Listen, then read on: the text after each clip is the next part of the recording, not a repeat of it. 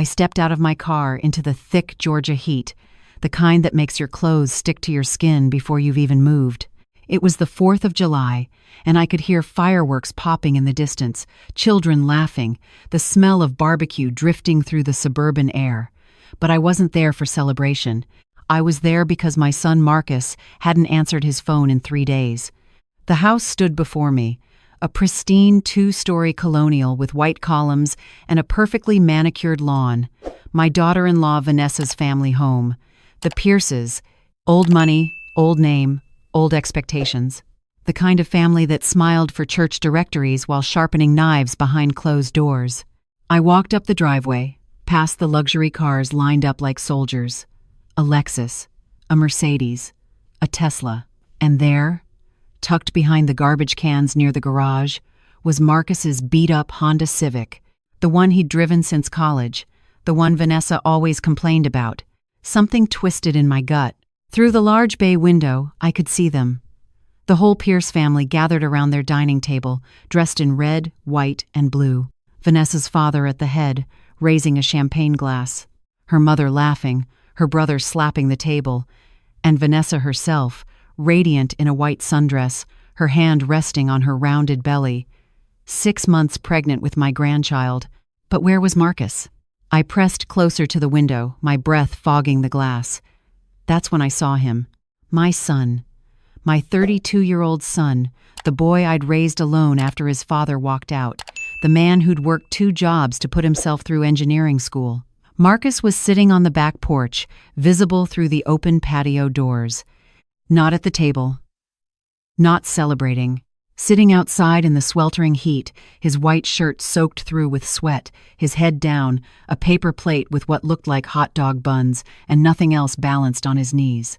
No burger, no ribs, no sides, just buns. Inside, the family was feasting on what looked like prime rib, lobster tails, corn on the cob, every 4th of July luxury you could imagine. And they were laughing. My hand was on the doorbell before I could think. I pressed it once, twice, 3 times, holding it down until I heard footsteps. Vanessa's mother, Patricia Pierce, opened the door. She was holding a wine glass, her lipstick perfect, her blonde hair in that helmet-like style wealthy white women in Georgia seemed to favor. Her smile faltered when she saw me. "Oh, Sharon, we weren't expecting you." "I can see that," I said, my voice level despite the rage building in my chest. "Where's my son?" "Marcus?" She said his name, like she had to think about who I meant. "He's around here somewhere. We're having a private family celebration, so this really isn't the best time." "I can see him through your window, Patricia. He's sitting outside in 95-degree heat eating bread while you people are in there with air conditioning and lobster." Her face hardened. "Marcus made certain choices about his dietary preferences today. We're not going to force him to eat what we're serving if he's going to be difficult. Difficult. He's been quite moody lately, snapping at Vanessa, complaining about everything. We thought giving him some space to cool off was best." Space to cool off. In the Georgia heat, while they ate lobster, I pushed past her into the house. The Pierce family turned to look at me like I was a roach that had crawled onto their fine china. Vanessa's father, Richard, set down his champagne glass slowly. Vanessa herself went pale. "Sharon," Richard said in that condescending drawl, "this is a private family gathering. I'm going to have to ask you to leave. Not until I talk to my son." I walked straight to the patio doors. "Marcus." He looked up, and my heart broke. His face was drawn, exhausted. He'd lost weight. Dark circles shadowed his eyes. This wasn't the confident young man who'd married Vanessa 2 years ago. This was someone who'd been ground down, day by day, piece by piece. "Mom?" His voice cracked. "What are you doing here?" "Getting you out of here." "Come on." "He's not going anywhere," Vanessa said, standing up. Her hand went protectively to her belly. "This is his home now. His family. His family is treating him like a dog," I shot back. "Leaving him outside while you feast? On a 100-degree day?" "He refused to sit with us," Patricia said coldly. "He was being disrespectful to Vanessa, making accusations. We don't tolerate that kind of behavior in this house." "What accusations?" I looked at my son. "Marcus, what's going on?" He stood up slowly, his paper plate falling to the ground. Mom, just go. Please. You're making it worse. Worse than what? Worse than sitting outside in the heat eating scraps? He's being dramatic, Vanessa said. He had food. He chose not to eat what we prepared. She's lying, Marcus said quietly. Then louder. She's lying, Mom. She told me I couldn't sit at the table until I apologized for questioning where our money was going. She told me I was lucky they were letting me stay here at all after I lost my job. The room went silent. You lost your job? I looked at my son. When? Why didn't you call me? 3 months ago, he said, and his voice was hollow. They laid off half the engineering department. I've been applying everywhere, Mom, but Vanessa said not to tell you because it would make you worry, and her family said they'd help us. But they've been making you pay for it every single day since. I finished, looking around at the Pierce family's guilty faces. Haven't they? Richard stood up. Now you listen here. We opened our home to Marcus when he couldn't provide for our daughter. We're letting him live here rent-free. The least he could do is show some gratitude instead of constantly questioning Vanessa's spending. Spending? I looked at my son again. Marcus, what spending? The baby furniture she bought cost $12,000, he said quietly, from some designer in Atlanta. I asked if maybe we could return it and get something more reasonable since I'm not working, and she told her parents I was trying to deprive our baby of nice things, that I wanted our child to grow up in poverty like I did. I grew up poor, yes. Single mother, 2 jobs, government assistance when I needed it. But my son never went without love, never went without food, never sat outside in the heat while others feasted inside. Get your things, I said. You're leaving with me. He most certainly is not, Richard said, stepping forward. Our daughter is pregnant with his child. He has responsibilities. And he'll meet them. But not while you people are treating him like he's less than human. He's being ungrateful, Patricia said. We've given him everything. You've given him nothing but humiliation. My voice rose despite myself. You've isolated him, belittled him, made him feel worthless, and now you're sitting here eating like kings while he goes hungry. That's not help. That's abuse. How dare you? Mom, Marcus said. Mom, please. The baby. I can't leave the baby. Vanessa's hand went to her belly again, that protective gesture she'd been using like a shield all conversation. See? He knows where he belongs. With his child. With me. I looked at my daughter-in-law. Really looked at her. The designer dress. The diamond bracelet that hadn't been there at Christmas. The new highlights in her hair that probably cost more than Marcus's monthly grocery budget. How much of his savings is left? I asked Marcus directly. He looked at the floor. Marcus. How much? Nothing, he whispered. It's gone. All of it. The $20,000 I had saved for emergencies. She said we needed it for the baby, for the house, for expenses. While her parents have all this, I gestured around at the obvious wealth. While they could have helped but instead made you pay for everything and then punished you when the money ran out, that money was in a joint account, Vanessa said quickly. It was mine to spend too, and I spent it on our family, on our future. If Marcus had a problem with that, he should have said something. He did say something, I said, and you left him outside in the heat for it. We gave him space to calm down. No. You punished him. You isolated him.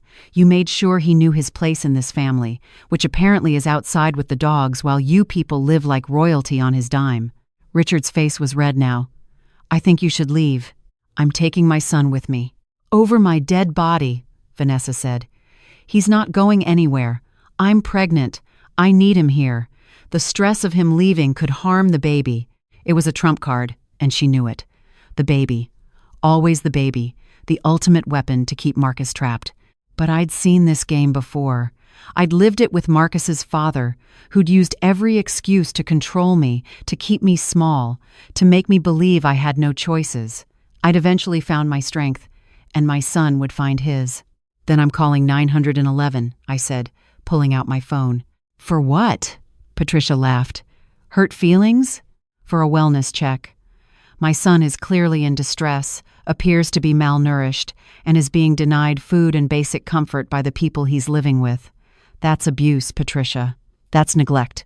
And when the paramedics get here, when they see him sitting outside in this heat with no food while you people have all this, when they document his physical state, his weight loss, his dehydration. That's going to be a very interesting conversation. You wouldn't dare. I dialed 911. What's your emergency? Hi. Yes. I need a wellness check at 4782 Magnolia Drive in Buckhead. My son is being denied food and is showing signs of heat exhaustion. He appears to be in an abusive living situation. The room exploded. Vanessa was crying. Richard was shouting about harassment. Patricia was trying to grab my phone. But Marcus, my beautiful son, just looked at me with tears streaming down his face. The address again, ma'am? The dispatcher asked calmly. I repeated it. Told them to send police too. Told them my son might need medical attention. When I hung up, Richard was shaking with rage. You've made a terrible mistake. Do you know who we are? Do you know what we can do to you? I know what you've been doing to my son. That's enough for me. The sirens came faster than I expected. 2 patrol cars and an ambulance pulled up, lights flashing, neighbors coming out to stare. The Pierce family's pristine reputation cracking right there on their perfect lawn. The paramedics checked Marcus first.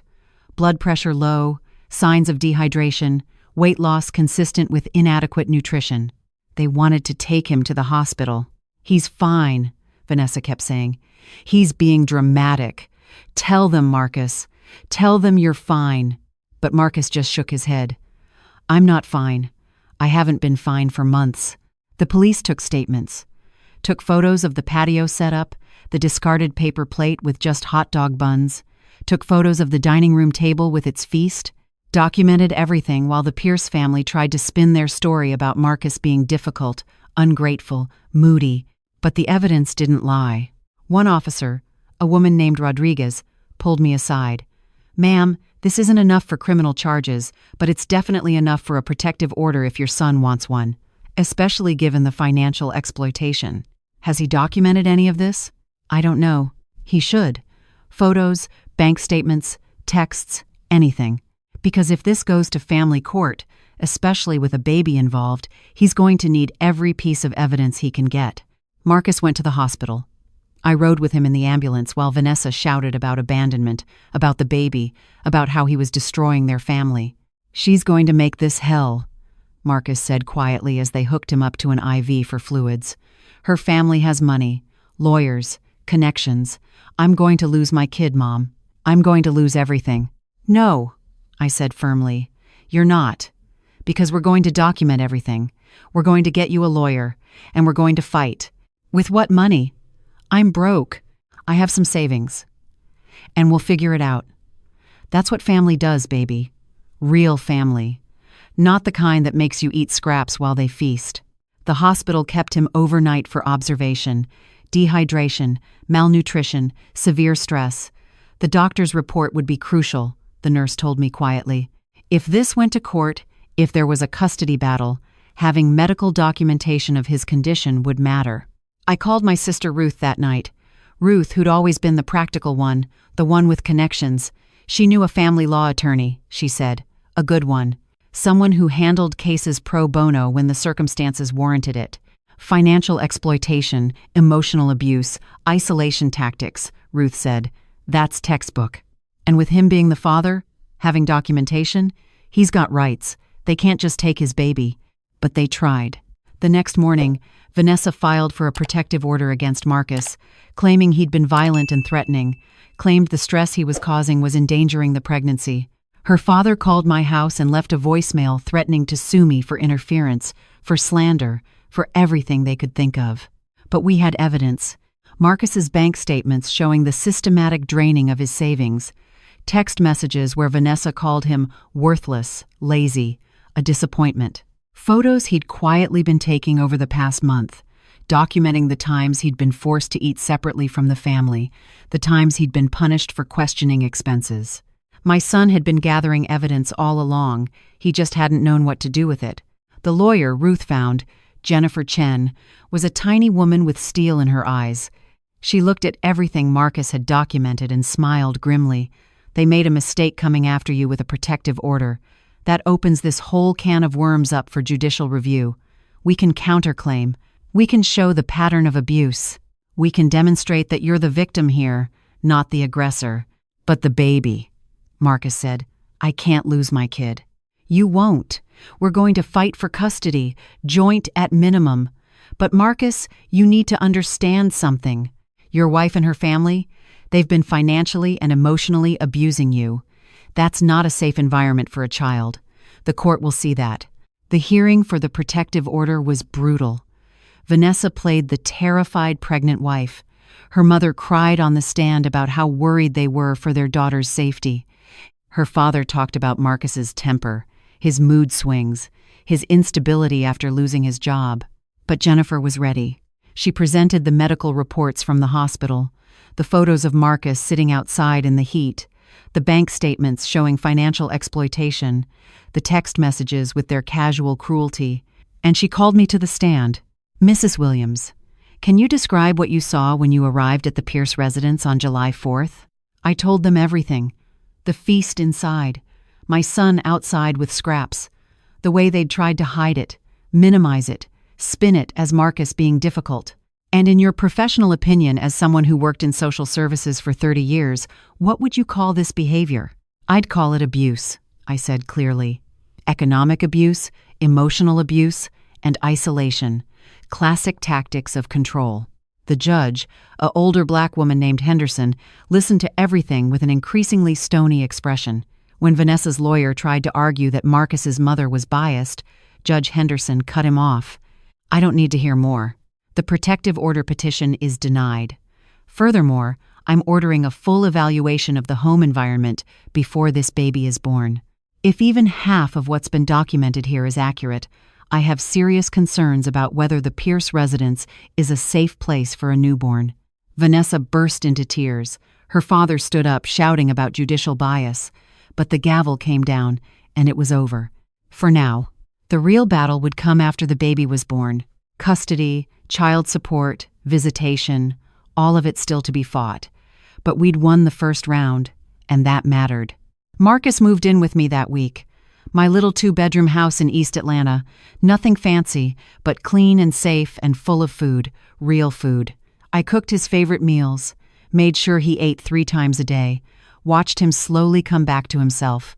"I should have left sooner," he said one night over dinner. I saw what was happening, but I kept thinking it would get better after the baby came, that they'd ease up, that Vanessa would remember why she married me. "Why did she marry you?" He was quiet for a long time. "I don't know anymore. I thought it was love, but maybe it was just the idea of rebellion, marrying the black guy from the poor side of town, shocking her parents. Except then she got pregnant, and suddenly it wasn't fun anymore. It was real. And she went running right back to Mommy and Daddy, and they made sure I knew I wasn't good enough for their daughter. "You're good enough for anyone," I said fiercely. "Don't you ever think otherwise." The baby, my grandson, was born on October 15th. 7 pounds 3 ounces. Perfect. Beautiful. They named him Richard Jr., after Vanessa's father, without asking Marcus. Just another way to cut him out. But Marcus was there for the birth, held his son. And when the nurses asked about taking the baby for tests, Marcus went with them, didn't let his son out of his sight, because he'd learned that love wasn't enough, that you had to fight, that you had to protect what mattered. The custody evaluation came back 2 weeks later. Split custody recommended, with concerns noted about the Pierce family's treatment of Marcus and the potential impact on the child's well-being. Not perfect, but better than we'd feared. Vanessa's lawyer tried to argue that Marcus couldn't provide adequate housing, that he was unemployed, that he was unstable, but Marcus had gotten a new job by then. Not engineering yet, but warehouse work that paid the bills. And Jennifer showed that Marcus had stable housing, family support, and a documented pattern of being an involved, loving parent from day one. "Unlike the Pierce family," Jennifer said coldly, "who have demonstrated a pattern of using economic control and emotional manipulation. Do we really want to raise a child in that environment?" The judge awarded joint custody, 50-50 split, and mandated family counseling for Vanessa and Marcus, though we all knew it wouldn't help. Some things were too broken to fix. But Marcus had his son. Half the time, but it was something. Every other week, Little RJ would be at my house, cooing in the bassinet I'd bought secondhand, being loved by his father and his grandmother who'd fought for him. The Pierce family never apologized, never acknowledged what they'd done.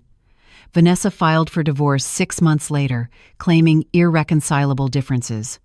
Marcus didn't fight it. Some marriages weren't worth saving, but here's what happened that they didn't expect. The story got out. Small at first, just gossip in the neighborhood. But then, someone who'd been there that 4th of July, one of the neighbors who'd seen the ambulance, posted about it on a local community Facebook group. About the wealthy family who'd left their son-in-law outside in the heat while they feasted inside. About how his mother had to call 911 to get him help. It spread. Within days, it was on Atlanta news sites, then regional outlets. Then someone made a TikTok that went viral. The Pierce family, pillars of the Buckhead community, exposed for their cruelty. Their church asked them to step down from leadership. Richard's business partners started distancing themselves. The country club got questions about their membership. All because people saw the truth. Saw the pictures that had been filed in court, public record for anyone to request. Saw the medical reports, read the text messages, and people were angry. Patricia Pierce's charity foundation lost donors. Vanessa got fired from her PR job because, ironically, she'd become a PR nightmare. Richard's business took a hit as people chose to work with companies that didn't employ men who abused their daughters' husbands. The consequences weren't legal. The court couldn't punish them for being cruel. But society could, and did. Marcus is doing better now. He got a job back in engineering, smaller company but good people. He's got his own apartment, nice place in Virginia Highland. RJ spends every other week there, growing up knowing his father's love, his grandmother's strength. Vanessa and I don't speak. Her family certainly doesn't speak to me. But I see them sometimes, around town. They look smaller somehow, diminished. The kind of people who thought their money and name could protect them from consequences, learning that some things matter more than wealth. I think about that 4th of July sometimes. About walking up to that house and seeing my son through the window, isolated and hungry while others celebrated. About the choice I made to push through that door, to call for help, to fight. It wasn't easy. It wasn't clean. It got messy and public and painful. But I'd do it again in a heartbeat. Because that's what mothers do. We fight for our children, even when they're grown, even when it costs us, even when the whole world says to stay out of it, to let them handle their own problems. Sometimes love means making a scene, breaking down doors, calling 911 on the 4th of July and letting the whole neighborhood see. Sometimes the only way to save someone is to drag them into the light. And I'd set the whole world on fire before I'd let anyone hurt my son again.